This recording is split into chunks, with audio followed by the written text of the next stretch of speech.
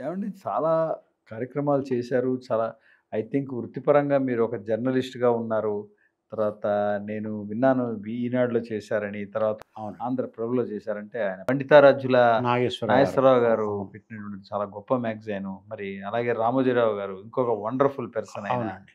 మరి ఇలాంటి వాటిల్లో చేశారు. తర్వాత సడెన్‌గా ఈ ప్రోగ్రామ్‌లోకి ఎలా వచ్చారు? తర్వాత బాల్యం నుంచి మీరు ఇలాగే ఉండేవారా? ఇంత ఫన్నీగా, అంటే హ్యూమరస్‌గా? బాల్యము ఒక చిత్రం అండి. యాక్చువల్‌గా నేను యజ్ఞాలు చేయడం అనేది గొప్ప అంటారు గదా! హ్మ్. నేను యజ్ఞాన్ని భగ్నం చేసి పుట్టినవాడిని. ఓహ్! అదెట్లా అండి? ఎట్లా అంటే, ఆ! మా తాతగారు వంశోద్ధారకుడు కావాలని యజ్ఞం చేశాడు మా ఇంట్లో. ఓహ్! ఆ అంశాన్ని దాన్ని అక్కడ బదులుకొట్టి యజ్ఞం మరి యజ్ఞం పుట్టుకొచ్చారు. చేస్తుండగా మధ్యలో నేను పుట్టా. అది. అందులో పురిటి మైల వచ్చి యజ్ఞం ఆపేశారు. ఓకే. బట్ పుట్టేసాంగా. దానికోసం వచ్చింది ముందర ఫలితం వచ్చింది. ఫలితం వచ్చింది. ఫాస్ట్‌గా అంటే వచ్చింది. యాక్చువల్‌గా నాకన్నా ముందు ఆ! ముగ్గురు చనిపోయారు. ఓహ్! ఇద్దరు అన్నయ్యలు, ఒక అక్కయ్య చనిపోయారు. ఓహ్! సారీ. చనిపోతే మా పేరెంట్స్ శ్రీశైలం వెళ్లి దండం పెట్టుకున్నారు. పిల్లలు పుడితే మీ పేరు పెట్టుకుంటామని. మా అక్కయ్య ఓహోహోహో! ముందు పెట్టింది ఆమె పుట్టింది ఆమె భ్రమరాంబ అని పెట్టారు. ఆ తర్వాత 7 ఏళ్లకు నేను పుట్టాను శంకర. నారాయణప్ప మా ముత్తాత పేరు. ఓహ్! ఆయన నారాయణ కలిపారు. ఏమి రావు అని తెలుసు కాబట్టి రావు అని కలిపారు. శంకర నారాయణ రావు అని శంకర పెట్టారు. నారాయణ రావు. అది మహాలయ అమావాస్య రోజు పుట్టానండి. ఓహ్! మహాలయ అమావాస్య రోజు పుట్టాను.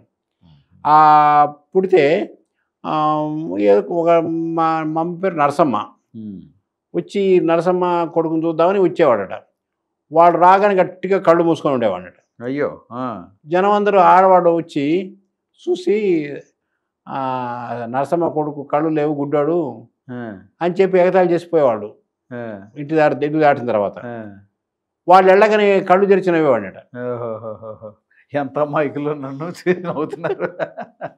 ఆ! అని చాలా రోజుల పాటు జరిగిందట అట్లా. ఆ! వాళ్ళు వచ్చినప్పుడు కళ్ళు మూసుకోవడము, ఓహ్! వాళ్ళు వెళ్ళగానే నవ్వడము. అంటే ఆ పర్టిక్యులర్ మనుషులకే కళ్ళు మూసుకునేవారా? అందరికి కళ్ళు మూసుకునేవారా మీరు?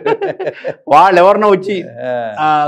చూసే టయానికి అట్లా జరుగుతా జరిగిందటండి. ఓహ్! ఆ విధంగా మీరు మా నాన్నలో కొంత హ్యూమర్ ఉంది. ఉంటుంది ఏదో దానికి ఉంది. కారణం. ఆ! ఆయన అనేవాడు. ఆయనకు ఆ రోజుల్లోనే కాస్త సంస్కరణలు ఇష్టం. ఆ!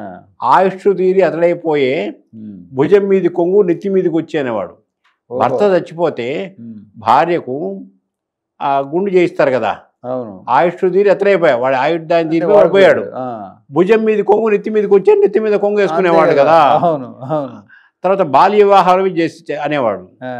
అబ్బాయికేమో వణుకుడు ప్రాయము, అమ్మాయికి కురుగుడు ప్రాయము, కులగడం ఆ! కులుకుడు ప్రాయము, అబ్బాయికేమో వణుకుడు ప్రాయమని ముసలి వాళ్ళకి ఇచ్చేసేవాళ్ళు కదా! అవును. అట్లా అవును. అవును. ఇటువంటి మా నాన్న బాగా చమత్కారాలు చేసేవాడు. ఇంకా ఒక చిత్రం ఏంటంటే, నాకు చావంటే భయం లేదు. చచ్చిపోతే మాత్రం మా నాన్నలాగా చచ్చిపోవాలని నా కోరిక. హ్మ్. ఎందుకంటే అండి, చచ్చిపోయే ముందు 3 నిమిషాల ముందు వరకు జోకులు వేశారు మా నాన్న. అబ్బా! ఆ! పరమ సత్యం. మా ఇంటి ఎదురుగా తద్దినం పెడుతున్నారండి. ఆ తద్దినానికి నాథమయ్య అని ఒక అబ్బాయి వచ్చాడు. హ్మ్. ఈ భోక్త ఉంటాడుగా, అవును. ఒకడు మంత్రం చెప్తాడు, ఒకడు ఫుడ్డు తినడం కోసం వస్తారు కదా! భోక్త అంటారు కదా! అవునవును. అతను కాస్త అమాయకంగా ఉంటాడు. అతను నాథమయ్య అని ఎగతాళి చేసేవాడు. పాపం విశ్వనాథమో ఏదో పేరయి ఉంటుంది. అదే నాథమయ్య అనేవాడు. హ్మ్. వాడిని మా నాన్న రెచ్చగొట్టాడు.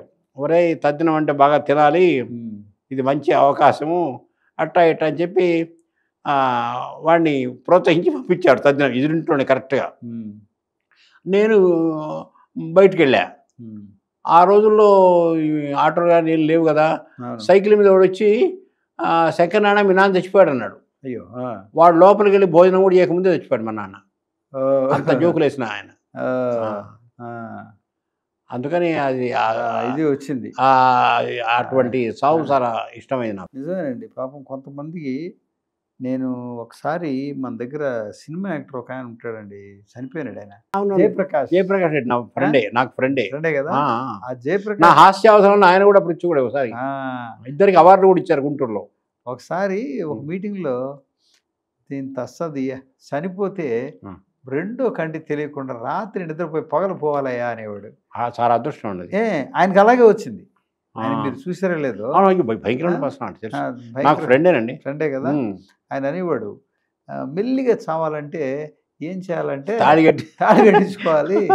ఉరి తాడు వేసుకోవడం ఒకటి, రెండో తాళి కడితే సరిపోతుందండి. తాళి కట్టించి 3 చిన్న ముళ్ళు వేసేస్తే ఆ. రోజు కొంచెం కొంచెం వస్తాడు అని చెప్పేసి. గుంటూరు ఆయన, గుంటూరు ఆయన చాలా బాగా చెప్పేవాడు. అట్లాగా నిజంగానే ఆ హాస్యం అనేటువంటిది ఎంతో మందికి ఆరోగ్యాన్ని ఇచ్చేటువంటిదండి. హాస్యం అనేటువంటిది ఒక యోగం. అది అందరికీ రాదు. మా కజిన్ ఉండేవాడు జంధ్యాల.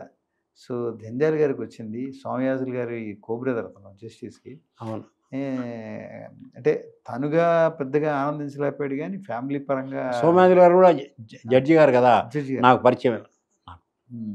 హైకోర్టు జడ్జిగా చేశారు. హైకోర్టు జడ్జి నరసాపురం వెస్ట్ కదా. అవును, నాకు తెలుసు. రోజు జంధ్యాల గారు కూడా నరసాపురంలోనే పుట్టారు. తెలుసండి సార్. నరసాపురం గురించి చెప్పాల్సి వస్తే సినిమా ఇండస్ట్రీ మొత్తం పుట్టినటువంటిది అక్కడేనండి. మీరు నరసాపురం అండి? అవును. నమస్కారం అండి. అయ్యా ఎందుకంటే మీ ఊరు అంత అందమైన ఊరు లేదు ప్రకృతి పరంగా. నేను చంద్రబాబు గారు ఎప్పుడు అమరావతిని సింగపూర్ చేస్తానేవాడు కదా, నేను అనేవాడిని సింగపూర్ చేయకపోయినా పర్లేదు, నరసాపురం చేయమన్నా. నరసాపురం చేస్తే చాలు, నరసాపురం కన్నా అందమైంది ప్రకృతి పరంగా. నేను 3 ప్రోగ్రాంలు చేశానండి. ఆ నరసాపురం చాలా గొప్ప ఊరండి. మా నాన్నగారేమో బాపు గారికి క్లాస్మేట్. బాపు గారు కూడా అక్కడే పుట్టారు కదా, చైల్డ్హుడ్ ఫ్రెండ్స్. దాసరీను కృష్ణరాజు మా చిన్నాన్న ఫ్రెండ్స్. అవునండి. వైఎన్ కాలేజీ ప్రెసిడెంట్గా ఉంటే వీళ్ళు సెక్రటరీగా ఉంటే. సఖినేటిపల్లె. సఖి నేటిపల్లె పక్కనే ఉంది. సఖి కూడా పక్కనే ఉంది. నరసాపురానికి ఇక్కడికి అక్కడికి మధ్యలో ఇవి ఉంటాయి కదా, నావా అంటారు. అవును. అట్లా చాలా మంచి ఊరు. అట్లా అక్కడ బాలానంద కేంద్రం ఒకటి ఉందండి ఇటుపక్క. అవును, అక్కడ చేసే ప్రోగ్రాం నేను. అవునా? అవునండి. చాలా కూడా ఉండింది. ఈనాడులో కూడా నా కజిన్ ఉన్నాడండి, శ్రీధర్ అని కార్టూనిస్ట్. అవును, నాకు ఫ్రెండే. తను ఉన్నాడు. మోహన్ గోటేటి ఉండేవాడు. అవునవును. వాడు నా బ్రదరే కదా. మేమందరం కజిన్సే. ప్రబుద్ధాంధ్ర పత్రిక మెడ్రాస్లో గోటేటి వాడది రామారావు గారు మా చింతాత. అవును, నా గురించి రాశారు ఆయన. నా గురించి ఆ పత్రికలో రాశారు. కోటేటి రామారావు గారు కూడా పోయారు. అవును, తెలుసు. ఆ మహానుభావులందరూ ఆశీస్సులు నాకున్నాయండి. చాలా అదే ఉప్పులూరు కాళిదాస్ గారు చాలా గొప్ప గొప్ప వాళ్ళు ఉన్నారండి. మా కాలనీలో మీ ఈనాడు ఎండి ఉండేవాడు రమేష్ గారని. రమేష్ బాబు గారు బాగా పరిచయం నా ఫ్రెండ్. ఆయన పోయారు. ఇక్కడే పక్కనే ఇల్లు, మా కాలనీలోనే. చనిపోయారు. చాలా కాలం టీడీపీలో పనిచేశారు కూడా కొంతకాలం. అవునవును, చేసిపోయాడు. చాలా ఉండేవారు అందరూ. కానీ నేను ఆ ఫీల్డ్లో వచ్చుంటే బాగుండేదేమో అనుకున్నాను. కాదండి, మీ ఫీల్డ్, మీ వృత్తిని మీరు నిలబెట్టుకుంటున్నారు, అదే ప్రవృత్తిని నిలబెట్టుకుంటున్నారు.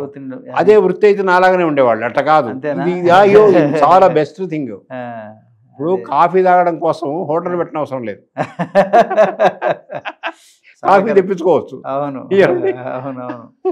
అది చాలా బాగుంది మీరు చెప్పి.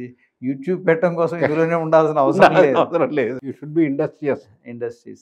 అది అంతే కదండి, అందులోనే ఉంది. ఇన్ను ఉంది, డస్ట్ కూడా ఉంది. ఒకసారి రష్యా ప్రధానమంత్రి వచ్చాట, వీ షుడ్ డెవలప్ ఇండస్ట్రీస్ అన్నాడ. ఒక ఆయన అన్నాడ, ఇండస్ట్రీలు నువ్వు డెవలప్ చేసిన అవసరం లేదు, వాళ్ళు ఆల్రెడీ ఇండస్ట్రీస్ అన్న. అదే మీతో ఏది మాట్లాడినా అందులోంచి ఏదో ఒకటి వస్తూ ఉంటుంది. అది మాటల్లోంచే మీరు తీయగలుగుతారు. ఏదో ఒకటే వస్తుంది అంటారు కానీ 2 వస్తాయి. డబుల్ మీనింగ్, పన్నింగ్ 2 వస్తాయి అన్నమాట. ఒకసారి వేటూరు సుందరరామూర్తి గారిని ఒక విలేకరు అడిగాడు, ఏంటండి మీ పాటల్లో 2 అర్థాలు ఉంటాయట కదా అన్నాడు. ఏంటండి అని అమాయకంగా అడిగాడు ఆయన. ఏంటి, ఒకటి మంచి అర్థము, రెండోది భూతార్థము ఉంటాయి కదా అన్నాడు. అబ్బెబ్బే లేదు, ఒక అర్థమే ఉంటుంది, నేను భూతార్థంలోనే రాస్తాను, మీరు మంచి అర్థం తీసుకుంటే నేనా బాధ్యుని అన్నాడు. అట్లా అది భూతం అనే అర్థంలో చూస్తాడు. భూతు కాదు, భూతం. నమస్కారం అండి. నమస్కారం.